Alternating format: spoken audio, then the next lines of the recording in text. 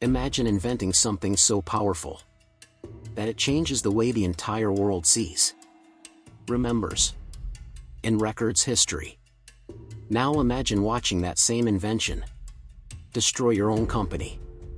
Not because someone stole it, not because you were too late, but because you were too afraid to use it. In 1975, one company quietly created the first digital camera. Years before Sony. Years before Canon. Years before smartphones. That company was Kodak. They saw the future of photography, held it in their hands, and then made a decision that turned innovation into regret. This is not just a tech story. This is a warning. Because sometimes, the biggest threat to your future is protecting your past. If stories like this fascinate you, where innovation meets failure, make sure you're subscribed. Because what Kodak did next is a mistake every creator, company, and entrepreneur should learn from.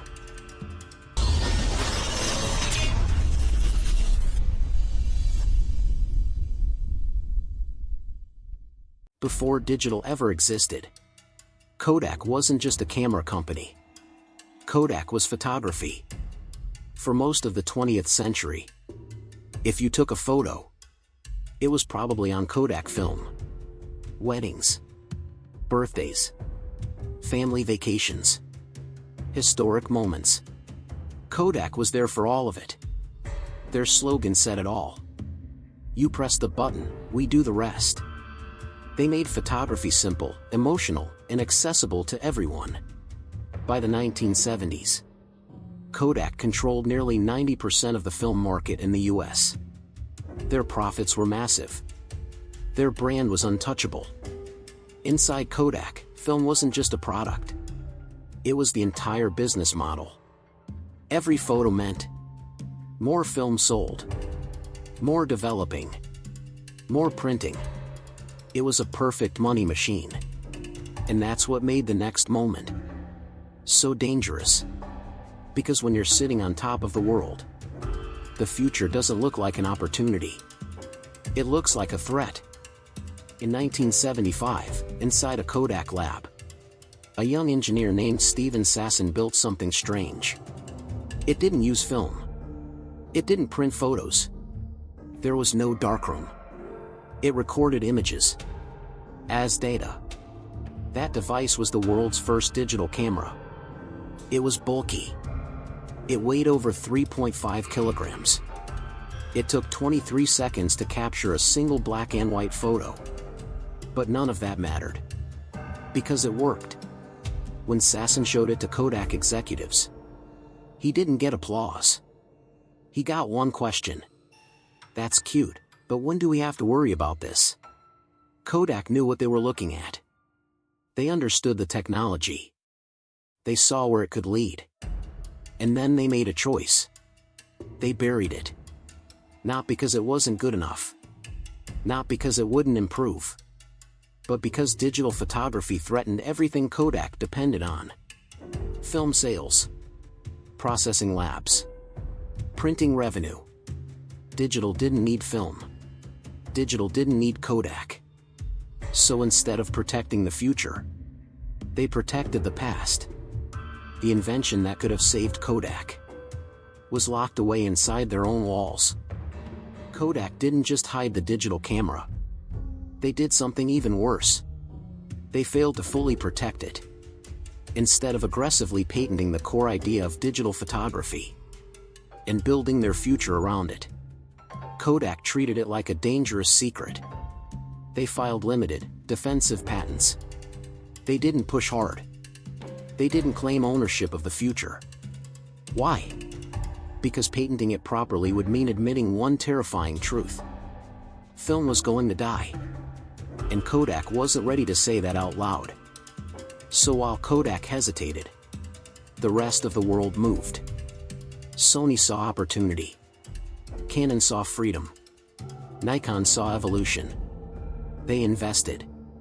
They improved. They patented aggressively.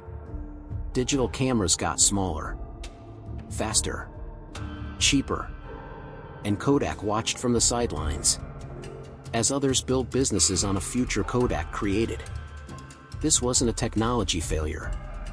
It was a leadership failure. Kodak had the idea first. But ideas don't win. By the late 1990s and early 2000s, digital photography was no longer a maybe. It was everywhere. Consumers wanted instant previews. No film costs. No waiting. No labs. And Kodak? Kodak was still thinking in film. Yes, they tried to catch up. They released digital cameras. They even became one of the biggest digital camera sellers for a moment. But here's the problem. They sold cameras, while losing everything else. No film profits. No processing fees. No printing dominance. Digital photography killed the ecosystem Kodak depended on. Worse, the competitors Kodak once feared? They were now faster, leaner, and fully digital first. Canon and Nikon owned professionals. Sony owned innovation. Smartphones changed everything again. Kodak was reacting, not leading. By 2012, the unthinkable happened. The company that invented digital photography filed for bankruptcy. A giant didn't fall because it was blind. It fell because it saw the future and chose not to chase it. Kodak's story isn't really about cameras. It's about fear. Fear of losing what works. Fear of disrupting your own success. Fear of letting go. Kodak had the technology. They had the talent. They even had time. What they didn't have was the courage to replace themselves. They protected film instead of protecting relevance. And that's why this story matters today. Because the world doesn't reward who's first. It rewards who's willing to evolve. For creators, entrepreneurs, and companies watching this, if something new threatens your comfort, that might be the very thing you need to chase. If this story made you think, hit subscribe. More real tech stories, real lessons, and real consequences are coming. And remember, the future doesn't wait for permission. It moves on, with or without you. This is Sensor Stack. Stay curious. Stay ahead.